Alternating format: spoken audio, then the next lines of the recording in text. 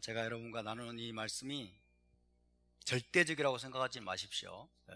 우리가 또 다른 해석이 있을 수 있다는 가능성을 늘 열어둬야 됩니다. 아시겠습니까? 또 다른 해석이 있을 수 있다는 가능성들 열어두시고, 여러분이 하나님께서 주시는 것들을 잘 붙잡으시고, 계속 이제 공부를 해 나가면서 제가 다 알 수 없는 부분도 분명히 있을 겁니다.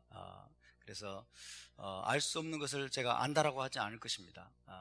또 때가 되어야 알 수 있는 것들도 많거든요. 예언은 그렇습니다. 때가 되어야만 알 수 있는 것도 많습니다. 그래서 저에게 모든 계시록이 다 열렸다, 저는 그건 오만이라고 봐요. 그건 교만입니다. 그래서 아직은 때가 되지 않았기 때문에 알 수 없는 부분들 상당히 많이 있는 것도 사실이에요. 그래서 열어주신 만큼 나눌 것이고, 또 하나님 우리에게 깨닫게 하신 만큼 또 깨닫게 하시라고 믿습니다. 아멘. 그래서 저와 함께 공부하는 이 시간이 우리에게 기쁜 시간이고 복된 시간이지만은 이거를 절대화하지는 마시기 바랍니다. 누구의 설교도 절대화될 수는 없어요. 오직 하나님의 말씀만 절대적인 것을 믿으시기 바랍니다. 아멘. 제가 다 할 수 없다는 것 겸손하게 여러분께 말씀을 드립니다. 어쨌든 할 수 있는 만큼 최선을 다해서 여러분과 함께 이 말씀을 나누도록 하겠습니다. 자, 오늘 6장 9절부터 11절까지만 보겠습니다. 6장 9절부터 11절까지. 6장 9절부터 11절. 자, 다 같이 한 목소리로 봤습니다. 시작. 다섯째 인을 떼실 때 내가 보니 하나님의 말씀과 그들이 가진 증거로 말미암아 죽임을 당한 영혼들이 제단 아래에 있어 큰 소리로 불러 이르되 거룩하고 참되신 대주제여, 땅에 거하는 자들을 심판하여 우리 피를 갚아주지 아니하시기를 어느 때까지 하시려 하나이까 하니, 각각 그들에게 흰 두루마기를 주시며 이르시되 아직 잠시 동안 쉬되 그들의 동무 종들과 형제들도 자기처럼 죽임을 당하여 그 수가 차기까지 하라 하시더라. 아멘. 자, 오늘 계시록 강의 95번째 시간입니다. 지난주에 우리는 어린 양의 첫째 인부터 넷째 인까지 떼실 때 등장하는 네 가지 색깔의 말들이 의미하는 재앙들이 무엇인지 살펴보았습니다. 첫째로 등장하는 흰말은 정결, 순수함, 흰색은 정결, 순수함 이런 뜻을 의미를 가지고 있습니다만은 여기서는 기만입니다. 거대한 기만, 전 세계를 속이는 거대한 기만을 상징하는 색이고, 활을 가지고서 흰말을 탄 자는 세계 평화를 가져올 위대한 정치 지도자로 자기를 가장하겠지만은 실상은 거짓 메시아나 적그리스도적인 인물이고, 얼마 가지 못해서 군사적인 정복자요 잔인한 독재자로 드러날 가능성이 높다고 하겠습니다. 자, 그의 등장은 마지막 때 있을 재난의 시작이 될 것이며, 그 뒤를 이어서 이제 붉은 말, 검은 말, 창백한 녹색말 등이 연이어서 등장을 하게 됩니다. 즉 적그리스도의 이 군사적인 정복 행위로 말미암아, 그 뒤를 이어서 붉은 말로 상징되는 전쟁과 살육이 일어날 것입니다. 그리고 그로 인해서 검은 말로 상징되는 엄청난 기근과 물가 폭등이 뒤를 이을 것이고, 또 그로 인해서 창백한 녹색말로 상징되는 대규모 사망이 발생할 것입니다. 대규모 사망, 엄청난 수의 사람들이 죽임을 당하는 사망이죠. 검과 흉년과 사망과 땅의 짐승들로서 세계 인구의 4분의 1이나 죽임을 당하는 참극이 벌어질 것이다 라고 예언하고 있습니다. 그게 이루어진다면 적게는 1억에서 많게는 20억에 가까운 인구가 사망하는 충격적인 사건이 벌어질 것입니다. 자, 이렇게 마지막 때 재난의 시작 혹은 메시아의 상고의 시작에 해당하는 이 사건들 속에서 중심적인 역할을 하게 될 존재가 무엇이다? 이슬람이 될 것이다. 이슬람이 여기에서 중심적인 역할을 하게 될 것이다 라는 것에 대해서 지난주에 말씀을 드렸습니다.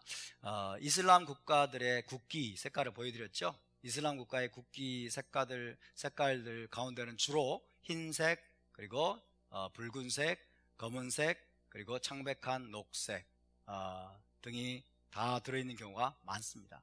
우연이 아닐 것입니다. 하나님이 미리 2000년 전에 아시고 이것들을 이미 하나님께서 사도 요한을 통해서 계시한 것이라고 믿습니다. 그래서 우리는 이슬람을 주목해 봐야 됩니다. 이슬람을 주목하고 이슬람을 적극 경계해야 됩니다. 한국에, 대한민국에 자꾸 이슬람을 끌어들이려고 하고 있어요.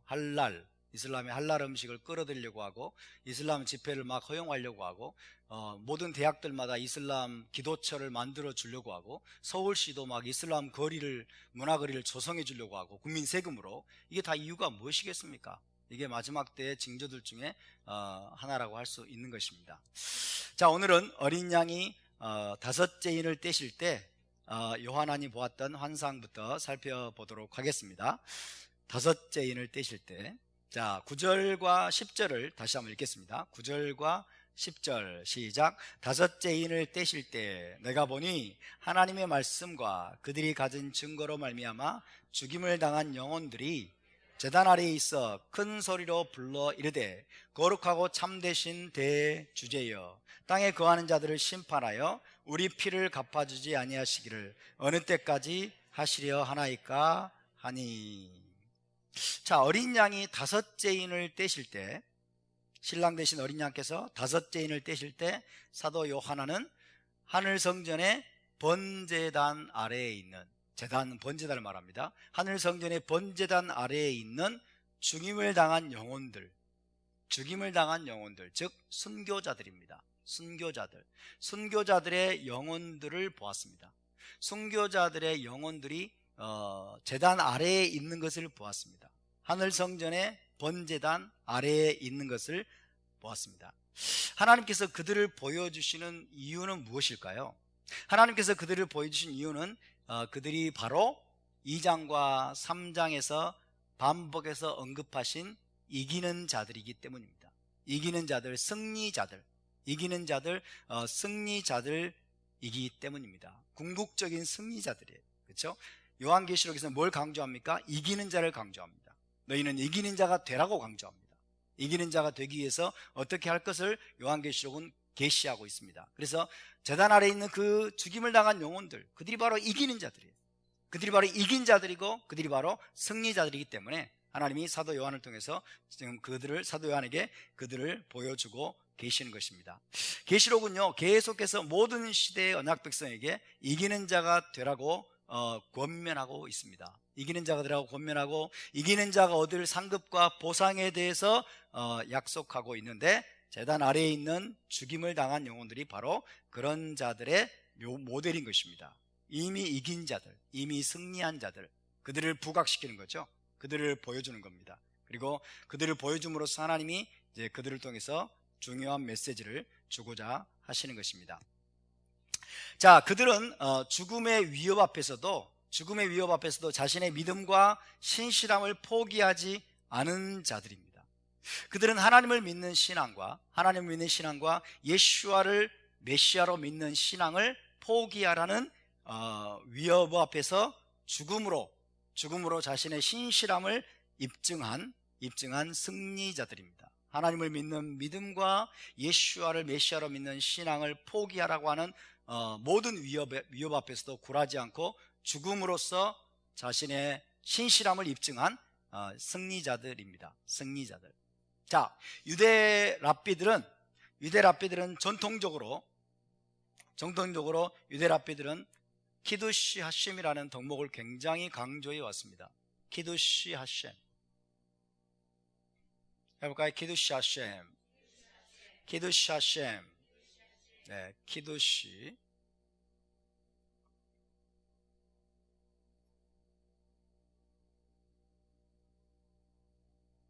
키두시 하셴. 자, sanctifying of the name, 이렇게 할 수 있겠죠. 키두시 하셈. 자, 유대 랍비들이 전통적으로 굉장히 강조해 왔던 덕목이 바로 이 키두시 하셈, 키두시 하셈이라는 덕목입니다. 하나님의 이름을 거룩하게 함, 이런 뜻이에요. 하나님의 이름을 거룩하게 하는 것, 하나님의 이름을 거룩하게 한다 혹은 영화롭게 한다, 이 뜻이에요. 하나님의 이름을 거룩하게 하고 영화롭게 하는 삶을 살 것을 유대 랍비들은 굉장히 강조했습니다. 너희의 모든 삶으로 하나님의 이름을 거룩하게 하고 하나님의 이름을 영화롭게 하는 그런 삶을 살아야 된다 라고 강조하는 가르침이 바로 이 키두시 하셈의 가르침입니다. 키두시 하셈. 따라서 키두시 하셈, 키두시 하셈. 그래서 모든 삶 속에서 하나님의 이름을 거룩하게 하는 것, 하나님의 이름을 영화롭게 하는 것이 이스라엘 백성의 언약적인 책임입니다. 아멘. 이스라엘 백성의 언약적인 책임이다. 자, 그렇다면 이 키두시 하셈의 삶을 이루는 것이 무엇이냐? 키두시 하셈의 삶을 이루는 것이 무엇이냐면 기본적으로 하나님의 모든 계명을 준행하는 겁니다. 하나님의 모든 계명을 우리가 지켜 준행할 때 하나님의 이름이 거룩하게 되는 걸 믿으시기 바랍니다. 하나님의 토라의 모든 계명들을 지켜 행할 때, 준행할 때 하나님의 이름이 거룩하게 되고 하나님의 이름이 영화롭게 되는 것입니다. 아멘. 그래서 키두시 하셈의 삶이라고 하는 것은 기본적으로 하나님의 모든 계명에 순종하고 모든 계명들을 준행하는 삶임을 우리가 기억해야 됩니다.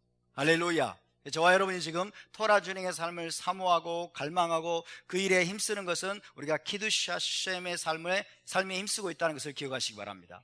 그래서 우리의 모든 삶으로 하나님의 그 이름을 영화롭게 하는 그런 삶을 살 수 있게 되길 바랍니다. 그럼 반대로 우리가 하나님의 계명을 우리가 어긴다면, 하나님의 계명을 멸시하고 무시하고 소홀히 여기고 하나님의 계명을 어기는 삶을 살게 된다면 어떻게 될까요?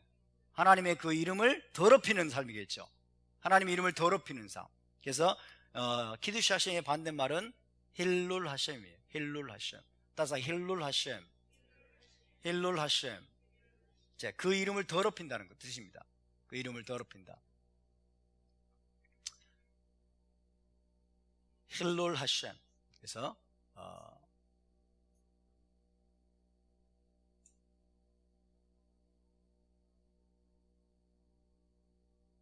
힐룰 하셈, 더럽힌다. 더럽힌다가 영어로 뭘까요? 갑자기 생각이 안 나네요. 알아서 하세요. 힐룰 하셈.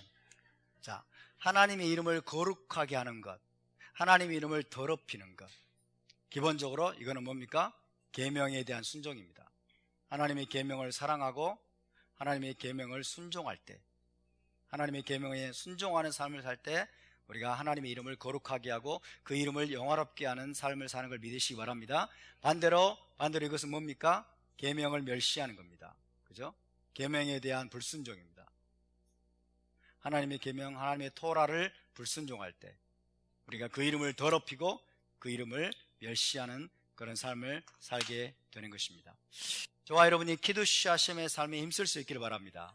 키두시 하셈. 우리가 모든 순간에 하나님을 경외하는 마음으로, 하나님을 사랑하는 마음으로 그 하나님의 모든 계명에 우리가 준행하는 일에 더욱더 힘써야 될 줄로 믿습니다. 그것이 우리가 바로 살아야 되는, 성취해야 되는 키두시 하셈의 삶인 것입니다. 자, 그런데 이 키두시 하셈의 가장 극단적이고 가장 궁극적인 형태는 무엇이냐? 키두시 하셈의 가장 궁극적인 형태, 그 궁극적인 형태는 뭐냐면 순교입니다. 순교. 가장 어렵지만, 가장 어렵고 힘들지만, 그러나 가장 고귀하고 가장 가치 있고 가장 아름다운 형태의 키두시 하셈은 뭐냐? 순교라는 것입니다. 죽음 앞에서도 하나님의 이름을 더럽히지 않기로 결단하는 거예요. 죽음의 위협 앞에서도 하나님의 계명에 대한 순종을 포기하지 않는 겁니다. 그것이 바로 순교야말로 여러분 가장 궁극적인 형태의 키두시 하셈입니다. 아멘. 그래서 저와 여러분이 순교의 순간에 직면하게 된다 하더라도, 우리의 목숨을 위협받는 순간에 우리가 직면한다 하더라도 우리가 하나님의 계명을 여러분 포기하지 않고, 그죠? 하나님께 대한 충성을 우리가 결코 포기하지 않는 그런 저와 여러분이 될 수 있기를 바랍니다. 할렐루야. 그래서 이 순교가 그래서 중요한 거예요. 순교가. 그렇죠? 죽음 앞에서도, 죽음의 위협 앞에서도 키두시 하심을 포기하지 않는 거예요. 죽음의 위협 앞에서도 하나님을 배반하지 않는 겁니다. 하나님의 언약을 배반하지 않고 토라를 여러분 배반하지 않는 그런 모습으로 끝까지 죽음에 맞서는 것, 이것이 바로 우리가 보여줘야 될, 하나님께 보여줘야 될 가장 극단적이고 궁극적인 형태의 키두시 하셈입니다. 할렐루야. 이런 순교로 유명한 사람이 바로 랍비 아키바죠. 그죠? 랍비 아키바.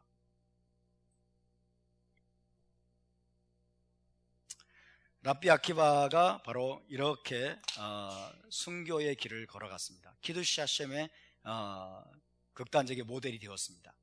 그래서 여러분 이 순교로 우리가 나타내야 될 키두시 하셈은 가장 힘들고 가장 어렵지만은 그러나 가장 아름답고 고귀하고 가치 있는 것이기 때문에 이것이야말로 여러분 하나님께서 가장 크고 높고 아름답고 영광스러운 보상으로 주께서 갚아주실 것입니다. 아멘. 천국에서 가장 큰 상급으로 갚아주신 것이 바로 이 순교, 키두시 하셈, 순교로 보여주는 키두시 하셈이라는 사실 우리가 기억하시기 바랍니다. 그래서 장차 천국과 메시아 왕국과 올람아바에서 가장 높은 수준의 권세와 영광을 얻게 될 사람들이 누구냐? 죽임을 당한 영혼들, 그렇죠? 죽임을 당한 영혼들, 순교자들, 그들이 바로 메시아 왕국과 올람아바에서 가장 높은 수준의 권세와 영광을 얻게 될 것이다. 그만큼 이것은 쉬운 일이 아니고, 그죠? 자기의 목숨으로서 하나님을 거룩하게 만들고 하나님께 충성을 바친 자들이기 때문에 메시아 왕국과 올람아바에서 가장 높은 수준의 권세와 영광을 얻게 될 것이다. 그래서 기억하시기 바랍니다. 유대 역사를 회고해 본다면 여러분 AD 66년 AD66년경 그리고 AD 133년경 두 번에 걸쳐서 유대인의 반란이 일어났습니다. 제1차 유대인 반란, 제2차 유대인 반란이라고 일컬어집니다. AD 66년경부터 73년까지 이어졌다고 봅니다. 그죠? 근데 70년에 이제 성전이 파괴되죠. 70년에 예루살렘 성전이 완전히 파괴됩니다. 그리고 예루살렘 성도 완전히 초토화되죠. 자, AD 133년부터 135년 정도까지 이어졌다고 합니다. 제2차 유대인 반란. 이것은 바르코크바의 난으로 알려져 있습니다. 바르코크바의 난. 그죠? 그래서 제1차, 2차 유대인 반란이 일어났습니다. 유대인 반란. 누구에 맞서서? 로마 제국에 맞서서 제1차, 2차 유대인 반란이 일어났던 해가 AD 66년, AD 133년경에 유대인 반란이 일어났습니다. 열심당을 중심으로 한, 열심당이라고 아시죠? 열심당, 그죠? 열심당, 젤롯당이라고 합니다. 젤롯. 열심, 무조건 뭔가 열심히 하면 된다 이게 아니에요. 그죠? 하나님에 대한 언약적인 열심을 의미합니다. 하나님에 대한 언약적인 열심이 특심한 자들. 이 열심당들은 특별히 유대 민족주의자들을 불리죠. 열심당을 중심으로 한 유대 민족주의자들이 로마 제국에 대항해서 일어났던 대규모 반란, 두 차례의 반란입니다. 그 결과 AD 70년에 예루살렘 성전이 완전히 파괴되고 예루살렘 성도 초토화되었습니다. 100만 명이 넘는 유대인들이 잔인하게 학살을 당했고 수십만 명의 유대인들이 노예로 팔려가는 참극이 벌어졌습니다. 100만 명이 넘는 유대인들이 학살을 당했어요. 수십만 명이 노예로 팔려갔어요. 또 바르코크바의 난, 제2차 유대인 반란의 결과 어떤 일이 벌어졌습니까? 예루살렘 성이 완전히 쟁기로 갈아엎어져 버렸어요. 예루살렘 성을 완전히 쟁기로 갈아엎어버리고 예루살렘도 이름이 로마식으로 바꿔버렸어요. 이름을 로마식으로 바꿨는데 카피톨리나 아엘리나 카피톨리나 아엘리나 카피톨리나 라는 이름으로 로마 황제가 이름을 바꿔버렸습니다. 아엘리나 카피톨리나. 아엘리나 카피톨리나라는 이름으로 예루살렘의 이름을 바꿔버렸어요. 정말 지독한 모독이죠. 거룩한 성이 이렇게 치욕을 당했습니다. 그뿐 아니라 거의 대부분의 유대인들이 자기 땅에서 쫓겨나서 로마 제국 곳곳으로, 전 세계 곳곳으로 흩어지고 말았습니다.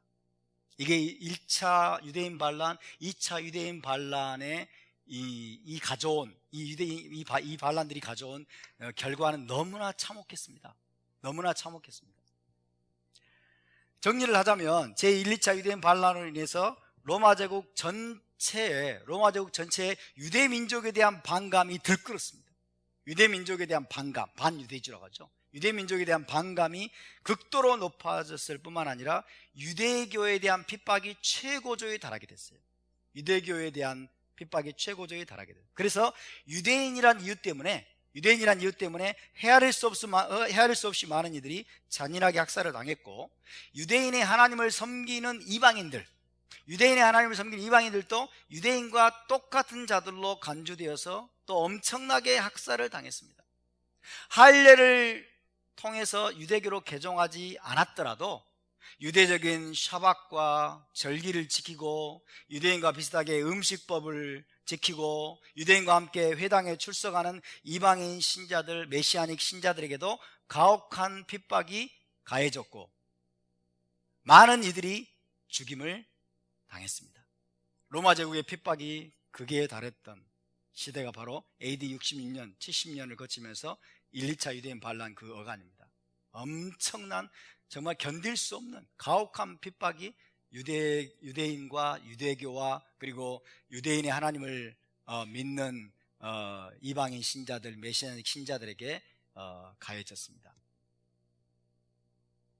사도 요한이 살아있었던 AD 90년 전후, 지금 요한계시록이 AD 90년 전후에 기록이 되었다고 하죠. 사도 요한이 살아있던 이 AD 90년 전후도 그런 핍박이 극에 달했던 시기였습니다. 극에 달했던 시기였다. 자, 어린 양이 5째 인을 떼실 때 사도 요한이 무엇을 보았어요? 제단 아래에 있던 죽임을 당한 영혼들을 보았습니다. 죽임을 당한 영혼들을 보았다. 그 말은 뭐예요? 그때 당시에 엄청나게 많은 사람들이 죽임을 당했다는 겁니다.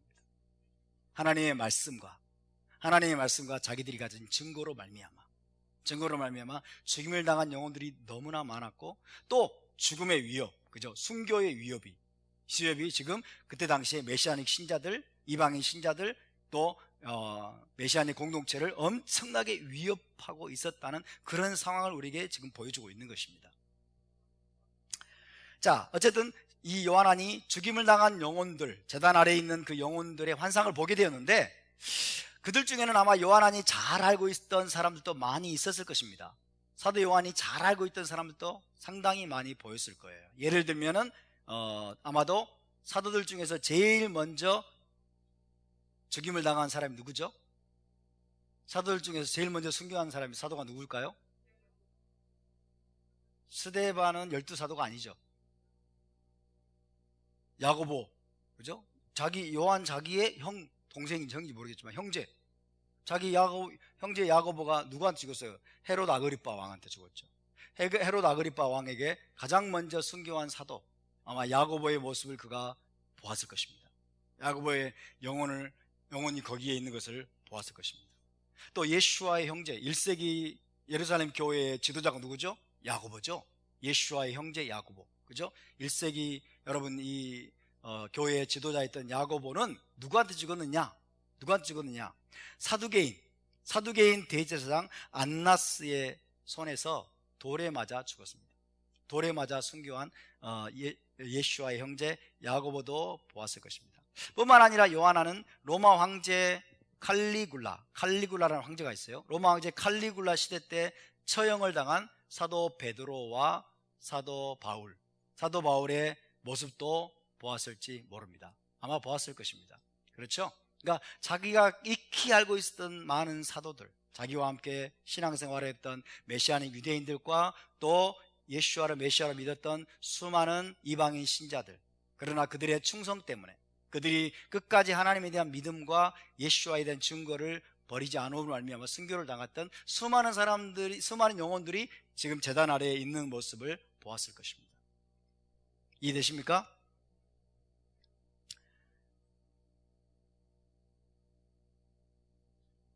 거기 보니까 어떻게 돼 있어요? 어떻게 죽임을 당했다고 돼 있죠? 하나님의 말씀과 그들이 가진 증거로 말미암아, 그랬죠? 하나님의 말씀과, 그러니까 말씀에 대한 충성입니다. 이것은 다른 말로 뭐라고 할 수 있을까요? 계명입니다. 계명. 그죠? 하나님의 계명을 준행하는 걸 말해요. 하나님의 계명을 준행하는 것과, 그리고 그들이 가진 증거. 그들이 가진 증거는 무엇일까요? 예수와의 증거입니다. 예수와의 증거. 예수와를 증거하는 삶. 그죠? 예수와에 대한 믿음. 예수와에 대한 믿음과 예수와에 대한 증거로 말미암아 죽임을 당한 영혼들, 순교자들의 영혼들. 그렇죠? 야고보, 자기 형제 야고보와 예수와의 형제 야고보, 그 다음에 사도 베드로, 사도 바울 등등 함께 예수와를 따랐던, 예수와께 충성했던 또 이방인 신자들, 메시아닉 신자들, 스데반도 아마 있었을 것입니다. 스데반과 빌립과 이런 사도들의 또 집사들의 영혼들이 그 제단 아래에 있는 것을 보았을 것입니다. 그들이 누굽니까? 이기는 자들입니다. 그들이 바로 이긴 자들이에요. 할렐루야. 그들이 바로 승리자들입니다. 여러분, 죽음이 우리를 패배자로 만들지 못할 것입니다. 우리가 하나님 언약에 충성하고 예수와 믿음을 끝까지 지킨다면 죽음이 우리를 여러분 패배자로 만들지 못할 것입니다. 우리는 죽음을 이미 이긴 자들입니다. 할렐루야. 우리는 죽음의 위협 앞에서 우리는 두려워하지 않는 자들입니다. 그런데 왜 죽임을 당한 영혼들, 즉 순교자들의 영혼들이 제단 아래에 있었던 것일까요? 왜 하필 제단 아래에 있는 거예요? 하나님의 말씀과 그들이 가진 증거로 말미암아 죽임을 당한 영혼들이 제단 아래에 있어. 번제단 아래에서 뭐 하고 있는 겁니까? 번제단 아래에서 뭐 하고 있는 겁니까? 그들은 왜 거기에 있으며 거기서 무엇을 하고 있는 것일까요? 어린 양이 다섯째 인을 떼실 때 펼쳐지는 이 광경은 유대 문헌에 대한 지식이 없으면 도무지 이해하기 어려운 내용입니다. 왜 제단 아래에 있는 것이지? 거기에?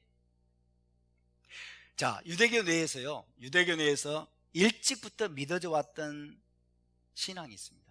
유대교 내에서 일찍부터 믿어져 왔던 신앙 혹은 사상은 뭐냐면, 잘 들으세요. 의롭게 죽은 자들과 이스라엘의 순교자들이 하늘에 있는 하나님의 제단이나 보좌 아래에 묻히게 된다는 신앙입니다. 자, 의롭게 죽은 자들과 이스라엘 순교자들은 하늘에 있는 하나님의 제단이나 하나님의 보좌 아래에 묻히게 된다는 사상, 신앙, 이것이 일찍부터 유대교 내에서 믿어져 왔던, 확립되었던 그런 사상이고 그런 신앙입니다. 유대적인 신앙이에요. 이게 유대적인 사상입니다. 이것이 바로 우리가 유대적인 뿌리를 우리가 알아야 될 이유인 거예요. 유대적인 우리가 사상을 우리가 공부해야 될 이유가 바로 여기에 있습니다. 이런 사상을 알지 못하면 우리는 도대체 왜 이들이 여기서 뭐하고 있는지, 왜 제단 아래 있는지를 알 수가 없어요. 자, 예를 들겠습니다. 잘 들었어요? 2세기의 랍비 나탄 하 바블리라는 랍비가 있어요.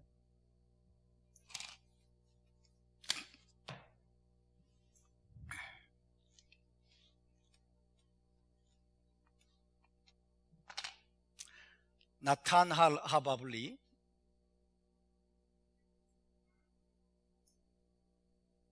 이세기 랍비 나탄 하 바블리는 이렇게 기록을 했습니다. 들어보세요. 거룩하고 복되신 분께서, 하나님을 말합니다. 거룩하고 복되신 분께서 모세의 영혼을 취하여 영광의 보좌 아래에 두셨다. 모세의 무덤은 아무도 모르죠? 그죠? 그의 영혼은 지금 어디 있을까요? 모세의 영혼은 낙원에 있겠죠. 그죠? 낙원이 어디에요? 하나님이 계신 곳이에요. 그죠? 거룩하고 복되신 분께서 모세의 영혼을 취하여 성 영광의 보좌 아래 두셨다. 영광의 보좌. 모세의 영혼만이 영광의 보좌 아래 두어진 것이 아니라, 모세의 영혼만 영광의 보좌 아래 두어진 것이 아니라 의인들의 영혼들도 역시 그곳에 두어졌다. 모세의 영혼과 의인들의 영혼들도 하나님의 영광의 보좌 아래 두어졌다라고 지금 이 랍비가 이야기하고 있어요. 이것이 유대적인 신앙입니다. 영광의 보좌. 왜 영광의 보좌 아래 두었을까요? 거기가 최고의 영광의 자리예요. 그죠? 최고의 영광의 자리예요. 하나님께 가장 가까운. 그리고 유대의 문헌 아보트 디 랍비 나탄, 유대 문헌의 아보트 디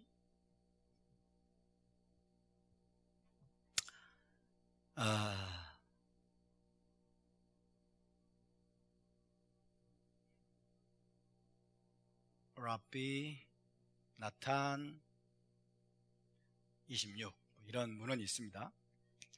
아보트 디 랍비 나탄 26. 여기에도 보면은 랍비 아키바가 이렇게 말했다고 기록되어 있어요. 잘 들어보세요. 제단 아래 묻히는 자는, 잘 들으세요. 제단 아래 묻히는 자는 누구든지 영광의 보좌 아래 묻히는 것과 같다 그랬어요. 제단 아래 묻히는 자는 누구든지 영광의 보좌 아래 묻히는 것과 같다. 영광의 보좌 아래, 여러분, 그 영혼이 영광의 보좌 아래 하나님이 두시는 것은 뭐라고 그랬어요? 최고의 영광이라고 그랬죠. 그것과 제단 아래에 묻히는 건 똑같다는 거예요. 그럼 제단 아래에 묻힌다는 건 뭐예요? 이것도 역시 최고의 영광의 자리. 아멘. 제단 아래에 묻히는 자는 누구든지 영광의 보좌 아래 묻히는 것과 같다 그랬어요. 또 탈무드에 있는 샤밧, 탈무드 트랙테이트라고 하는데 샤밧 152b, 자, 샤밧 152b, 탈무드 샤밧 152b에도 의롭게 죽은 자들이 영광의 보좌 아래서 보존되는 것에 대해서 말씀하신 내용이 기록되어 있습니다. 의롭게 죽은 자들이 영광의 보좌 아래서 보존되는 거예요. 하나님이 영광의 보좌 아래에 두셔서 그 영혼들을 그곳에서 보존하신다 라는 내용이 기록되어 있습니다. 영광의 보좌 아래. 그리고 신명기 라바, 데바림 라바,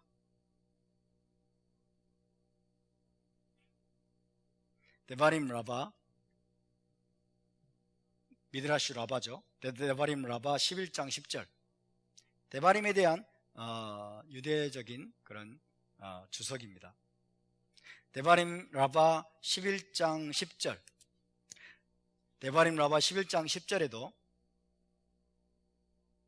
어떤 내용이 있느냐? 하나님께서 모세에게 그를 가장 높은 하늘로 들어 올리셔서 스랍들과 셀 수 없이 많은 천사들로 둘러싸여진 하나님 자신의 영광의 보좌 아래 거하게 하시겠다고 말씀하신 내용이 기록되어 있습니다. 하나님께서 모세에게 말씀하시는 거예요. 내가 너를 가장 높은 하늘로 들어 올려서 스랍들과 수많은 천사들에 의해서 둘러싸여진 내 영광의 보좌 아래 너를 두겠다 라고 말씀하시는 내용이 기록이 되어 있습니다. 자, 죽은 자들의, 의롭게 죽은 자들, 그죠? 의롭게 죽은 자들의 영혼. 자, 의인들이죠. 그죠? 의인들의 영혼. 의인들의 영혼들과 순교자들의 영혼. 순교자들의 영혼은 너무나 하나님이 이들을 소중히 여기시기 때문에 이들을 하나님이 높이 들어 올리셔서 하나님의 영광의 보좌 아래 두신다. 영광의 보좌 아래는 또 하나님의 제단 아래, 하나님의 영광의 보좌 아래 또는 제단 아래 하나님이 그들을 두신다 라는 사상, 라는 신앙이 일찍부터 유대교 내에서 믿어져 왔던, 확립되어 있던 신앙입니다. 가장 하나님께 충성한 자들, 그죠? 죽음으로써 여러분 키두시 하셴, 키두시 하셴의 삶을 살았던 그런 의인들의 영혼, 순교자들의 영혼을 하나님의 영광의 보좌 아래에 두시거나 혹은 제단 아래에 두실 것이라고 하는 게 바로 유대적인 믿음이에요. 이해되십니까? 그러니까 영광의 보좌 아래에 두신다라는 말과 제단 아래에 두신다라는 말은 크게 다를 바가 없는 말씀이에요. 아멘입니까? 이런 맥락에서 여러분, 이런 맥락에서 우리가 이 말씀을 보아야 됩니다. 이런 말씀에서 다시 한번 9절을 보시면, 내가 보니 하나님의 말씀과 그들이 가진 증거로 말미암아 죽임을 당한 영혼들이 제단 아래에 있어. 제단 아래에 있어란 말이 그래서 무슨 뜻인지를 우리가 이해해야 됩니다. 제단 아래에 있어. 그래서 여러분, 보세요. 어린 양이 그래서 다섯째 인을 떼셨을 때 순교자들의 영혼이 제단 아래에 있는 환상이 보인 것은 기독교가 만들어낸 사상이 아니에요. 기독교가 만들어낸 새로운 사상이 아니라 대단히 유대적인 사상이 반영된 그런 환상입니다. 왜 이런 사상이 여러분에게 반영이 됐을까요? 이게 사도 요한이 유대인이잖아요. 사도 요한이 유대인이잖아요. 그리고 유대적인 이 사상이 사실 여러분 하늘의 사상과 지금 일치한다는 거죠. 하늘의 사상과 일치한다는 거예요. 그러니까 하나님께서 수많은 유대 랍비들을 통해서 이미 그런 것들을 가르쳐 주시고 계시해 주셨다는 것을 여기서 반영하고 있는 겁니다. 할렐루야. 하나님은 의인들의 영혼을 홀대하시는 분이 아니에요. 하나님은 죽임을 당한 순교자들의 영혼을 아무렇게나 취급하시는 그런 분이 아닙니다. 그렇다면 여러분, 이 제단 아래에 있다 혹은 하나님의 영광의 보좌 아래에 있다라는 말은 어떤 의미입니까? 하나님의 특별한 보호와 친밀함과 영광을 의미하는 장소예요. 가장 영화로운 장소, 가장 하나님과 친밀한 장소, 그죠? 가장 하나님이 특별히 보호하시는 장소, 특별히 보호하시고 가장 하나님과 가깝고 친밀하고 가장 영광스러운 장소를 상징하는 표현이 제단 아래라는 표현이에요. 혹은 하나님의 영광의 보좌 아래라는 말의 의미입니다. 이해되십니까? 이렇게 우리가 알아들을 수 있는 귀가 열려야 돼요. 할렐루야. 하나님의 말씀과 자기가 가진 증거로 말미암아 죽임을 당한 영혼들이 제단 아래에 있어 라는 말을 들을 때 우리가 무덤덤하면 안 돼요. 무덤덤, 우리 못 알아먹어. 그게 아니고 하나님이 가장 이들을 특별한 장소로, 가장 하나님과 가깝고 친밀한 장소로, 그죠? 또 하늘에서 가장 영광스러운 장소로 이들을 인도하셔서 그곳에서 그들을 하나님이 특별하게 존귀한 존재로 지금 대우하고 있다는 사실을 우리에게 보여주는 겁니다. 할렐루야. 제단 아래에 있단 말이에요. 바로 그런 뜻이에요. 바로 그런 뜻이에요. 왜 우리가 유대적인 여러분 사상과 히브리적인 관점을 가져야 되는지 아시겠죠? 그러니까 우리는 덮어놓고 믿으면 안 돼요. 나는 이 성경만 있으면 돼 하는 사람도 있어. 나는 이 성경만 있으면 돼. 맞는 말 같죠? 나는 어떤 책도 안 봐. 나는 다른 기독교 서적, 종교 서적 필요 없어. 나는 성경만 읽는다. 성경만 읽는다라는 사람들이 있어요. 그런 사람들 앞에서 우리는 움찔하죠. 나는 이 성경만 나는 50번 읽었어. 나는 100번 읽었어. 이런 사람들이 있어요. 그런 사람 앞에서 우리는 그냥 위축되고 움찔하죠. 그때 한마디 해주세요. 성경은 완전한데 네가 소경이잖아. 네? 성경은 완전한데 네가 소경이야. 맞습니까? 성경은 완전한데 지가 소경이에요. 지가 헬라적이고 세상적인 가치관으로 가득 차 있는데, 그죠? 히브리 관점이 뭔지도 모르고, 그죠? 그게 문제인 거예요. 성경만 있으면 안 되는 겁니다. 아멘? 성경만 있으면 안 되는 거예요. 성경만 있으면 된다라는 말이 맞는 말 같지만 거기 함정이 있는 거예요. 교묘한 함정이 있는 거예요. 그게 일종의 교만이에요. 교만. 맞습니까? 하나님이 여러분 성경을 제대로 이해할 수 있도록 하기 위해서 많은 하나님의 사람들을 일으키시고 많은 문헌들을 지금까지 여러분 발간되고 출판되게 만드셨음을 믿으시기 바랍니다. 그 하나님의 섭리를 우리가 인정해야 되는 거예요. 근데 지는 소경이면서 성경만 보면 된대. 그게 문제인 거예요. 여러분, 우리는 성경을 성경대로 바르게 우리가 이해하도록 하기 위해서 성경을 통해서 계시되는 하나님의 의도와 하나님의 목적과 하나님의 메시지를 우리가 바르게 우리가 캐낼 수 있도록 하기 위해서 다양한 책들을 읽고 다양한 문헌들을 우리가 연구하는 그런 열심, 그런 겸손함이 우리에게 있어야 될 줄로 믿습니다. 물론 그것이 쉽진 않습니다. 문헌들이 접근하기도 어렵고 번역된 것도 별로 없고 그렇기 때문에 쉽진 않지만 제가 여러분 열심히 도와드리겠습니다. 저는 여러분이 조금씩 도와드릴 수 있을 뿐이에요. 그러나 이게 1년 쌓이고 2년 쌓이고 5년 쌓이고 10년 쌓이면 여러분들이 엄청난 계시, 놀라운 계시들을 여러분이 다 열려서 우리가 더 깊은 하나님의 계시 가운데로 나아가게 될 줄로 믿습니다. 아멘.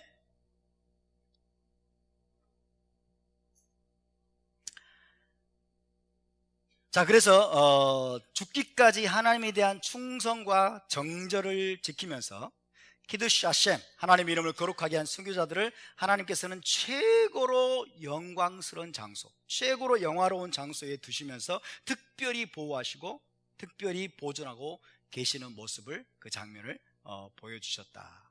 그것이 바로 제단 아래에 있어라는 짧은 세 단어의 세 어절에 나와 있는 숨겨진 의미입니다. 아멘. 할렐루야. 자, 조금 전에 언급했듯이 그 순교자들 중 많은 이들은 토라를 준행하면서 예수와를 메시아로 믿고 따랐던 메시아닉 유대인 순교자들이었을 것이고, 예수와를 믿는 의로운 이방인 신자들도 상당수 포함되었을 것입니다. 자, 이들이 죽임을 당하고 순교를 당한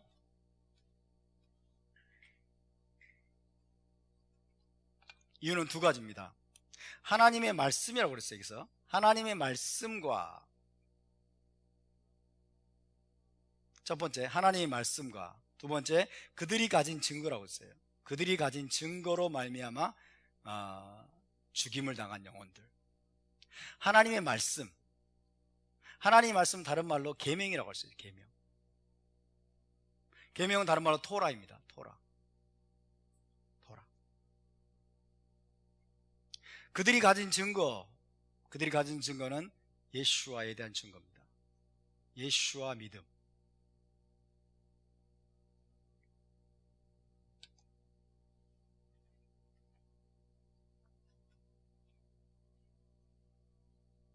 자, 제단 아래에 죽임을 당한 영혼들의, 사도 요한이 봤던 순교자들의 대부분은 토라를 준행하면서, 토라를 지키면서, 토라를 준행하면서 예수와에 대한 믿음을 지킨 자들, 그리고 예수와를 증거한 자들이죠.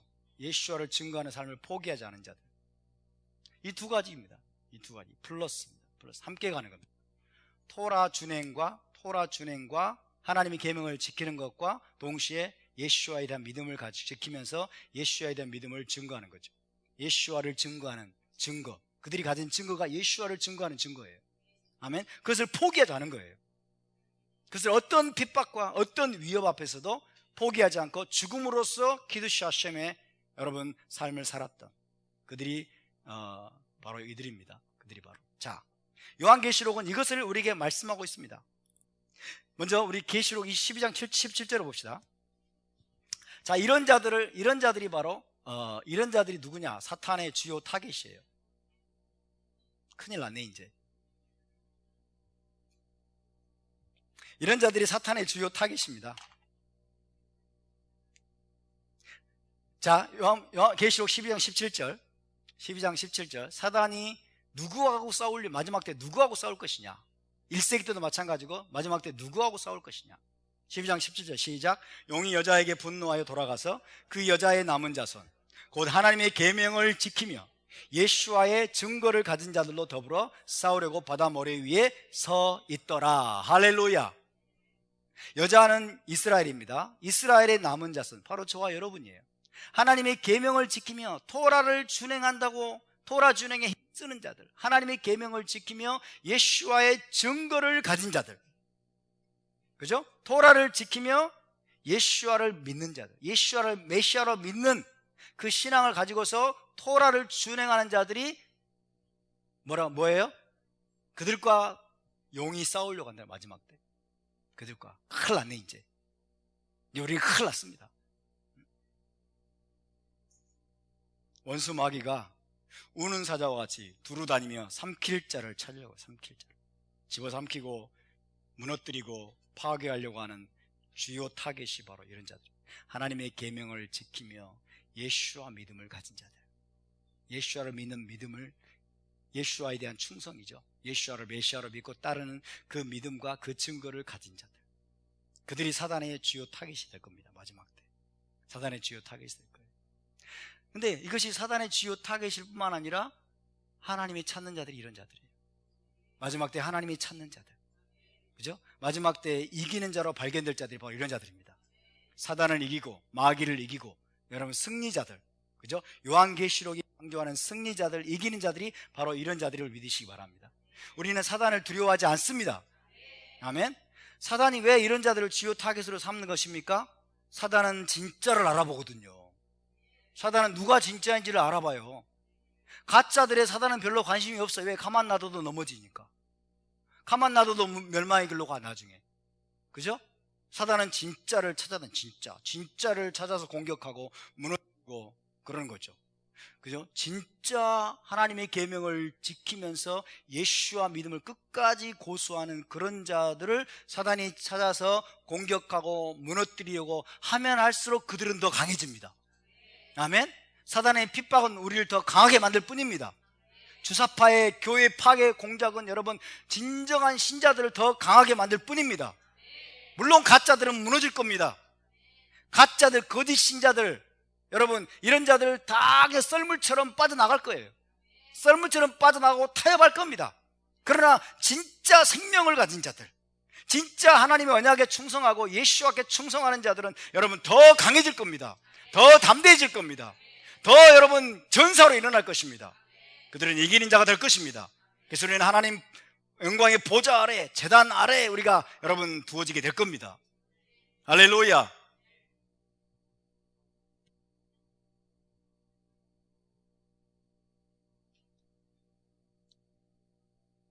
하나님의 계명과 예수와에 대한 믿음을 지키는 거예요. 하나님의 계명을 지키며 예수와의 증거를 가진 자들과 더불어 싸우려고 바다 모래 위에 서 있더라. 싸울 준비를 하시기 바랍니다. 영은 지금 싸울 준비를 하고 있어요. 그런 자들을 여러분, 그런 자들과 본격적으로 싸우려고 지금 영이 준비를 하고 있어요. 사단이. 우리도 지금 싸움을 위한 준비를 하고 있죠. 우리는 무장하고 있습니다. 할렐루야.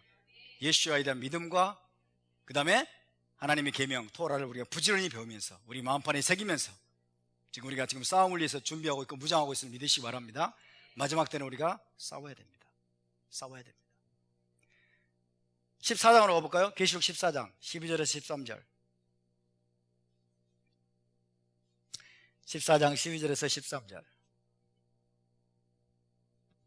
14장 12절에서 13절 시작. 성도들의 인내가 여기 있나니 그들은 하나님의 계명과 예수와에 대한 믿음을 지키는 자니라. 또 내가 들으니 하늘에서 음성이 나서 이르되 기록하라. 지금 이후로 주 안에서 죽는 자들은 복이 있도다 하시매 성령이 이르시되 그러하다. 그들이 수고를 그치고 쉬리니 이는 그들의 행한 일이 따름이라 하시더라. 할렐루야.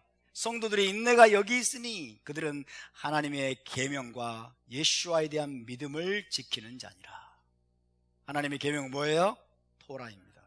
토라 준행, 토라를 준행하고 예수와에 대한 믿음을 지키는 거예요. 예수와를 메시아로 믿고 그분에 대한 신실함을 끝까지 지키는 자. 이들이 누구예요? 이기는 자들입니다. 이들이 이기는 자들이고 이들이 승리자들입니다. 그런 자들이 요한계시록에서 말하는 뭐예요? 진정한 신부입니다. 어린 양 혼인 예식에 참여할 신부들임을 믿으시기 바랍니다. 아멘. 그런 자들을 마귀도 찾고 하나님도 찾고 계십니다. 영도 찾아다니고 하나님도 찾아다니고 계세요. 여러분, 그러나 우리가 하나님의 능력을 힘입어서 승리할 줄로 믿습니다. 핍박은 있을 것이나 공격은 있을 것이나 그러나 우리는 승리할 것입니다. 세상에서는 너희가 환난을 당하나 그러나 담대하라, 내가 세상을 이기었노라. 우리 주 예수와가 우리의 모델이십니다. 아멘. 그분이 모든 핍박을 당하셨어요. 모든 공격을 당하셨어요. 모든 모욕과 조롱과 비난을 다 겪으셨어요. 무지막지한 핍박을 당하셨지만 그러나 그분은 승리하셨습니다. 그분은 이기셨습니다. 그분은 어떤 상황에도 굴하지 않으셨어요. 그분은 누구에게도 굴복하지 않으셨습니다. 오직 하나님께만 충성하셨습니다. 아버지께만 충성하셨습니다. 저와 여러분도 그래야 될 줄로 믿습니다. 토라의 계명을 확실하게 가진 자들은 여러분 패배할 수 없을 것입니다. 예수와를 메시아로 확실하게 믿고 따르는 자들은 패배하지 않을 것입니다. 승리할 것입니다. 그래서 우리가 어린 양의 혼인잔치에 참여하게 될 것입니다. 할렐루야! 천국에서 가장 높은 권세와 영광을 여러분 얻게 될 것을 믿으시기 바랍니다. 우리는 여러분 올람하바까지 내다봐야 돼요. 우리는 메시아 왕국과 올람하바까지 내다보고 매일매일 우리가 하나님께 신실하기로 결단을 내려야 될 줄로 믿습니다. 이 세상이 전부가 아닙니다, 여러분. 이 세상은 한낱 헛된 꿈과 같고 그림자와 같다라고 시편은 고백하고 있어요. 할렐루야.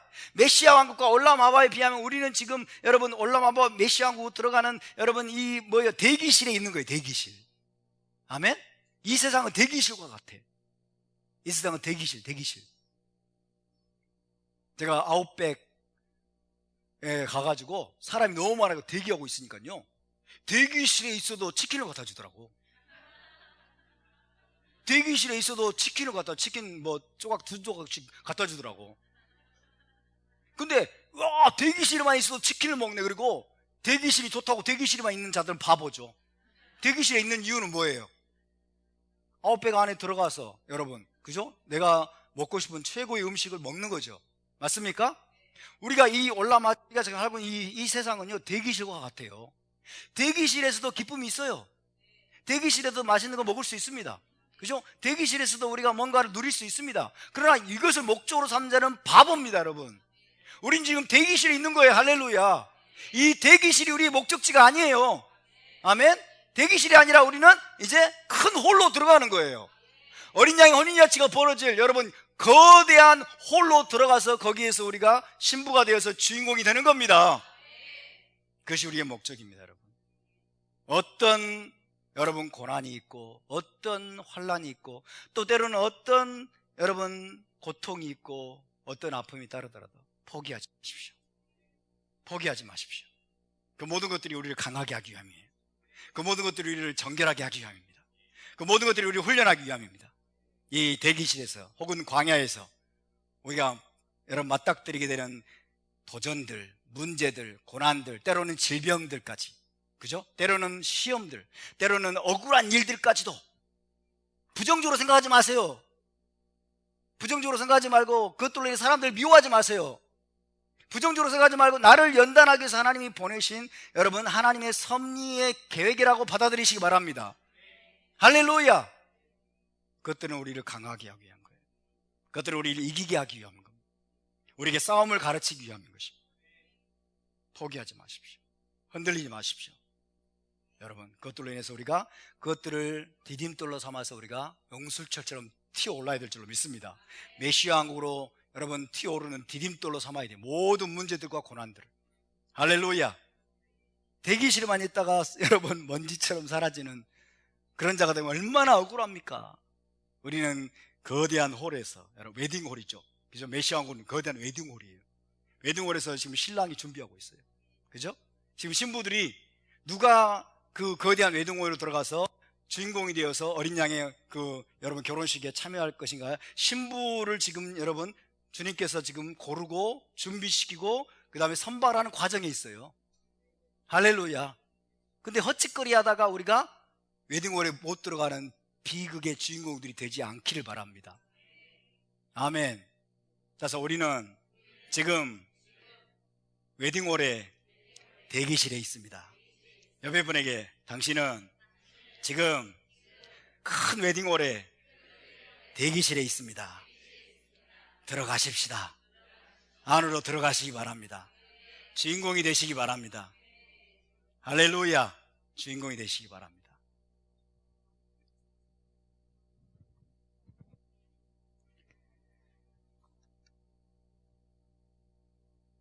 그 다음 10절에 보면 10절에 보면 하늘 성전 제단 아래에 있던 순교자들이 큰 소리로 하나님께 부르짖는 장면이 나옵니다. 10절을 보시면 거룩하고 참되신, 시작, 거룩하고 참되신 대주제여, 땅에 거하는 자들을 심판하여 우리 피를 갚아주지 아니하시기를 어느 때까지 하시려 하나이까 하니. 거룩하고 참되신 대주제여, 하나님을 말하죠. 땅에 거하는 자들을 심판하여. 이 땅에 거하는 자들은 악인들입니다.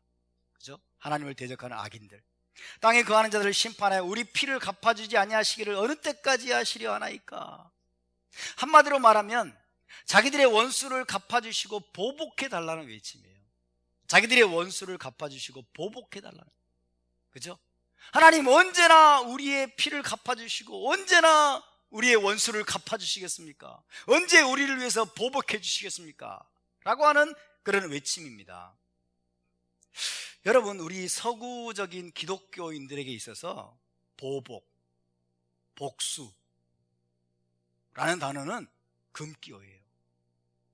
그죠? 서구적인 기독교 신앙을 가진 대부분의 크리스찬들에게는 보복이나 복수라는 단어는 비성경적이고 잘못된 것이라는 인식이 아주 강합니다.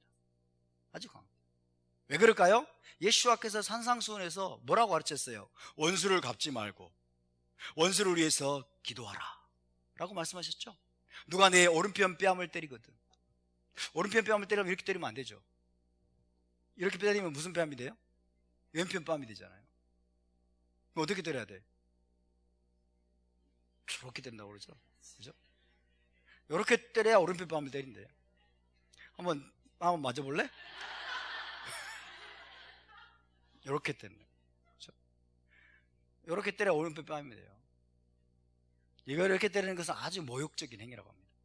최고의 모욕적인 행위. 그죠? 누가 내 오른편 뺨을 때리거든 너도 오른편 뺨을 때려라, 그렇게 말했어요? 내 왼편 뺨도 돌려대라 라고 가르쳤죠.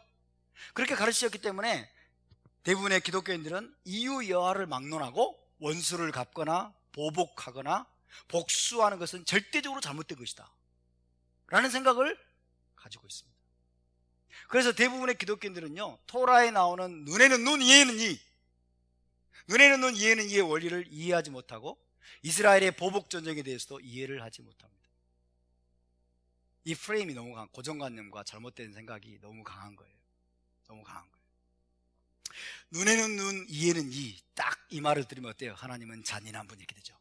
그죠? 눈에는 눈, 이에는 이. 어떻게 하나님 그럴 수가 있어? 이게 뭐예요? 하나님의 말씀을 알아듣질 못하는 거죠. 하나님의 말씀을 알아듣질 못하는 거예요. 왜? 히브리적인 관점이 없기 때문에, 히브리적인 시각이 없기 때문에, 유대인들의 관점에서 듣지 않기 때문에 못 알아듣는 거예요. 눈에는 눈, 이에는 이. 사람들이 누가 내 눈을 빼면 가서 그 사람의 눈도 빼버려라, 그런 말로 생각해요. 눈에는 누가 네 이를 하나 부러뜨렸으면 가서 다른 사람의 이도 부러뜨려라, 그렇게 말씀하신 것으로 착각합니다. 하나님 그렇게 말씀하셨을까요? 그래서 구약의 하나님은 잔인한 분, 신약의 예수님은 너무나 자비로운 분, 그죠? 원수를 갚지 말고 보복하지 말고. 근데 구약의 하나님은 네 눈을 빼면 가서 눈 빼버려, 네 이를 부러뜨렸으면 가서 또 부러뜨려버려. 그러면 이스라엘은 온통 병신들만 있을 거예요. 그죠? 이스라엘은 온통 병신들만 있을 거야. 하나님은 그렇게 오해하는 거예요. 눈에는 눈, 이에는 이라는 말에 경기를 일으키죠. 경기를 일으켜요. 그걸 제대로 배운 적이 없고 오직 그냥 오른편 뺨을 때리면 왼편 뺨까지 돌려대고, 누가 뭐 네 그 속옷을 달라면 겉옷까지 막 주고, 오리를 가자면 십리를 가고, 원수를 갚지 말고 원수를 위해서 기도하고, 이런 것이 주님의 가르침이라고. 오직 이것이 주님의 가르침이니까 보복, 원수 갚는 것, 막 그 다음에 복수, 이런 단어들은 아주 금기어. 아주 비성경적이고 잘못된 것이다 라는 생각이 그들의 존재 깊은 곳에 내재하고 있어요. 그러면서 아이러니한 것은 자기를 원수를 용서하지 못하고 있어. 밤마다 이를 바닥바닥 깔면서 자기의 상처를 준 사람이 용서하지도 못하면서, 그죠? 그렇게 위선적인 모습을 보이는 거죠. 어쨌든 원수를 갚고 보복하는 것은 잘못된 것이다. 어찌됐든 원수를 갚고 보복하는 것은 잘못된 것이며 비성경적인 것이라는 프레임 속에 갇혀 있는 거죠. 하지만 완전한 공의와 정의의 하나님, 완전한 공의와 정의의 하나님께서 세우신 원칙은 이 땅에서 공의와 정의가 확고히 세워지는 겁니다. 이 땅에서 공의와 정의가 확고히 세워지는 것이에요. 자, 보세요. 물론 여러분, 개인적인 차원에서 원수를 갚는 것은 잘못된 겁니다. 맞습니까? 개인적인 차원에서 여러분 원수를 미워하고 그다음에 어떤 시기심, 질투심, 증오심 이런 것들에 의해서 보복을 하고 복수를 하고 이런 것은 잘못된 것이라고 분명히 가르쳤어요.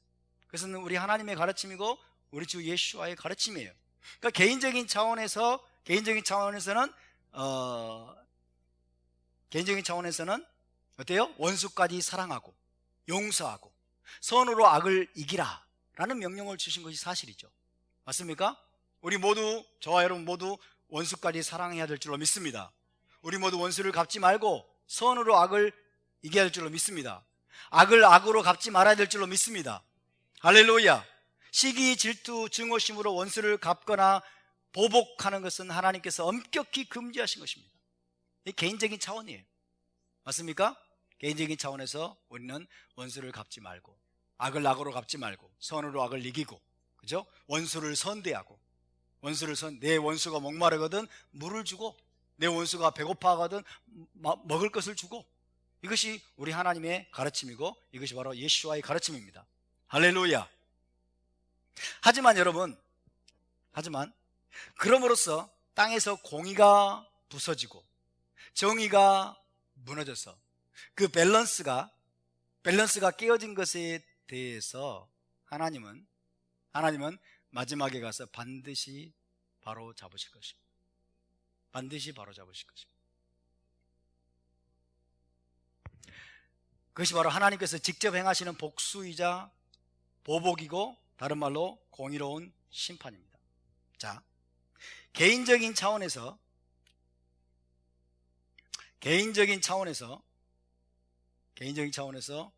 원수 갚는 것, 보복하는 것, 복수하는 것, 이것은 금지됐습니다. 하나님이 금지하셨어요.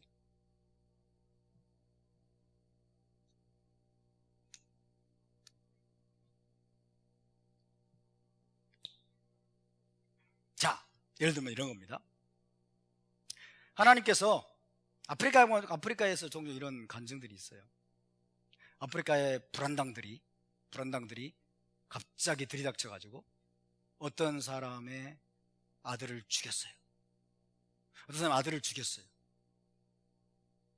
근데 놀랍게도 그 아버지가 그 다음날 자기 아들을 죽인 그 사람을 용서하기로 결단했다는 거예요. 용서하기로. 할렐루야. 우리나라에도 손양호 목사님 있죠? 그죠? 여순 반란 사건 때, 그죠?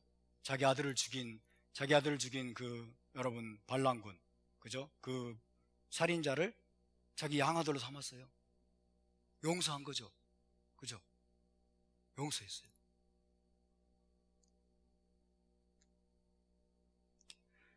살인을 저질렀는데 용서했어요. 보복하지 않았어요.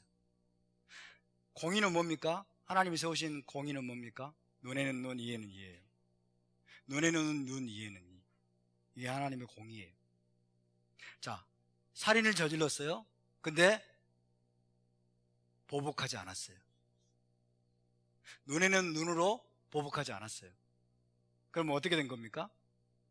공의가 깨진 거예요. 그죠? 밸런스가 깨진 거예요. 밸런스가 깨진 것에 대해서 우리는 개인적인 차원에서는 여러분 원수를 갚아서는 안 됩니다. 개인적인 차원에서는 우리는 용서해야 됩니다. 아멘? 개인적인 차원에서는 우리는 복수하거나 보복하지 말아야 돼요. 그럼 내가 복수할 권리를 포기할 때 내가 복수하고 보복할 권리를 포기할 때 어떤 일이 벌어지냐? 공의가 깨져요. 공의가 깨져요. 그 깨어진 공의는 반드시 바로잡혀져야 한다는 것이 하나님의 정의입니다. 아멘. 하나님은 그것을 그냥 넘어갈 수 없는 분이에요. 그냥 넘어갈 수 없는 분이에요. 그럼 어떻게 됩니까? 하나님이 마지막에 가서, 하나님이 어느 시점에 가서든지, 그죠? 이 개인이 아니라, 그 일을 당한 사람이 아니라 하나님께서 여러분 그 깨어진 공의를 반드시 바로잡으실 것이다. 반드시 바로잡으셔야만 합니다. 바로잡으셔야만 해요. 할렐루야. 바로잡지 않으면 공의가 깨진 거예요. 그죠? 정의가 깨진 거예요. 밸런스가 깨진 것이다. 그것이 바로 하나님의 보복이고 하나님이 행하실 심판이다 하는 거예요. 그건 좀 이따 말씀을 드리겠습니다. 좀 이따 말씀드리겠고, 좀 이따가 아니라 다음 주에 말씀을 드려야 되겠네요. 시간이 아주 많이 갔네요.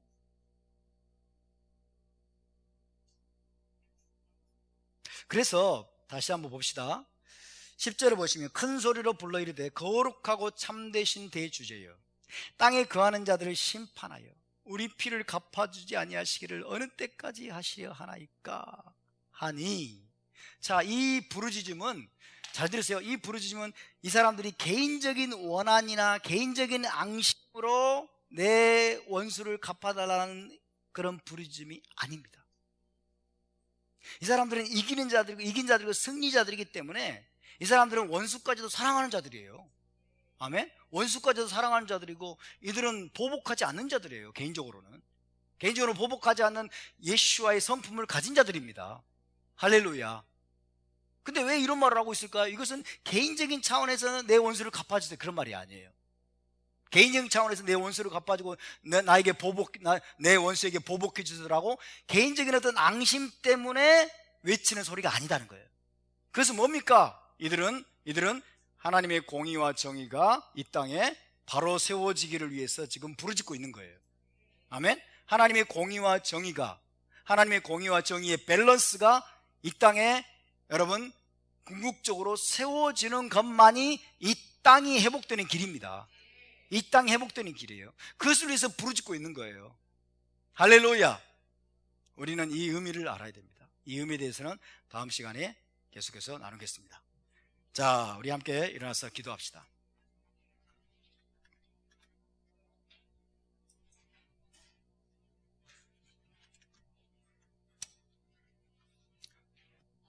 다 같이 자리에서 일어나셔서 우리 함께 기도합시다. 주님, 우리가 키두시 하셴의 삶을 살기 원합니다. 주님, 우리도 이기는 자가 되기를 원합니다. 승리자가 되기를 원합니다. 하나님의 이름을 거룩하게 하는 삶을 살기 원합니다. 매일매일의 삶 속에서 하나님의 계명을 준행하며 예수와에 대한 믿음을 끝까지 우리가 붙잡기를 원합니다. 주님, 마지막에 우리가 우리의 생명이 위협받는 순간이라 할지라도 주님, 죽음으로써 키두시 하셴의 명령을 우리가 이루기를 원합니다. 죽는 순간에도 하나님의 이름을 더럽히지 않기를 원합니다. 주님, 어떤 위협과 어떤 원수의 공격과 어떤 핍박에도 불구하고 주님, 우리가 하나님의 이름을 더럽히지 아니하고 하나님의 이름을 거룩하게 하고 하나님의 이름을 영화롭게 하는 주님, 진정한 승리자들, 이기는 자들 되게 하여 주시옵소서. 주님, 우리가 이 대기실에서만 만족하는 것이 아니라, 이 대기실이 전부인 줄 알고 착각하는 것이 아니라, 주님, 우리를 위해 준비되어 있는 거대한 메시아 왕국의 웨딩홀에 들어가기를 원합니다. 그 웨딩홀에 들어가서 주님과 결혼 예식에 참여하기를 원합니다. 그것을 위해서 우리가 준비되고, 그것을 위해서 우리가 단장되게 도와주시고, 주님, 용이 하나님의 계명을 지키며 예수와의 증거를 가진 자들로 더불어 싸우려고 용이 지금 찾아다니는 그 상황 가운데서 우리도 무장하며, 우리도 준비하며, 우리도 하나님의 주님 강한 용사로 일어나게 하여 주시옵소서. 우리 함께 통성으로 기도하겠습니다. 거룩하신 아버지, 감사와 찬양을 주께 올려드립니다. 오 주님, 우리가 키두시 하셈의 삶을 살게 하여 주시옵소서. 하나님의 거룩한 이름을 우리가 영원롭게 하고 그 이름을 거룩하게 하는 삶을 살도록 도와주시옵소서. 하나님 이름을 더럽히지 않기를 원합니다. 하나님 이름을 우리가 멸시하지 않기를 원합니다. 하나님의 이름을 짓밟히게 하지 않기를 원합니다. 주님 도우소서. 주님 도우소서. 주님 도우소서. 오늘 우리에게 새 힘을 주시옵소서. 새로운 결단을 주시옵시고 새로운 용기를 주시고 새로운 담대함을 주시고 주님 토라의 말씀을, 진리의 말씀을 주님 허락하여 주시옵소서. 제단 아래 아버지여 하나님의 돌보심과 하나님의 친밀함 가운데 있었던 그 주님 죽임을 당한 영혼들처럼, 순교자들의 영혼들처럼 우리도 주의 나라에서 가장 높은 권세와 영광을 차지하게 합당한 자들로 준비되어 주시옵소서. 그렇습니다. 주님, 우리가 멀리 바라보게 하소서. 메시아 왕국과 올라마바까지 볼 수 있는 눈을 열어 주시옵소서. 오 주님, 주를 위해 죽는 것이 영광입니다. 주의 이름을 위해 죽는 것이 영광입니다. 주의 계명을 위해 죽는 것이 영광입니다. 영광의 보좌, 영광의 보좌, 하나님의 제단 아래 우리도 거하기를 원합니다. 한 사람 한 사람을 그렇게 훈련하시고 그렇게 연단하시고 그렇게 다듬어 주시옵소서. 그렇게 준비시켜 주시옵소서. 주님, 우리가 이 땅에 사는 동안 각 사람이 말로 다 할 수 없는 핍박과 말로 다 할 수 없는 시험과 말로 다 할 수 없는 고난과 수없이 견디기 어려운 문제들과 질병과 경제적인 어려움과 주님 많은 감당할 수 없는 그런 아버지의 상황들 가운데 직면하며 고통을 당하고 있습니다. 주님, 그것을 영광으로 여기게 하여 주시옵소서. 그것들이 우리를 걸려 넘어지지 못하게 하여 주시옵시고 그것들을 통해서 우리가 더 연단되고 더 단련되고 더 훈련되고 더 정결케 되기를 원합니다. 주님, 그것들을 우리가 디딤돌로 삼아서 메시아 왕국의 그 웨딩홀로 들어가게 하여 주시옵소서. 그에게 합당한 자들로 준비되게 하여 주시옵소서. 감사와 찬양을 드리며 거룩하신 주 예수와 마시아의 이름으로 기도하옵나이다. 아멘. 제사장의 축복 기도로 마치겠습니다.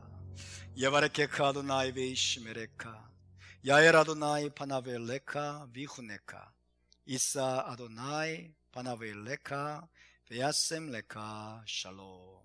여호와는 내게 복을 주시고 너를 지키시기를 원하며 여호와는 그의 얼굴을 내게 비치사 은혜 베푸시기를 원하며 여호와는 그 얼굴을 내게로 향하여 드사 평강 주시기를 원하노라.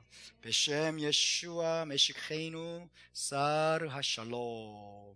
할렐루야. 우리 하나님께 영광의 박수를 드리겠습니다. 샤ባት 샬롬. 샤ባት 샬롬. 수고하셨습니다. 자, 방역 수칙을 잘 기억하시면서 점심 식사하시고 2시에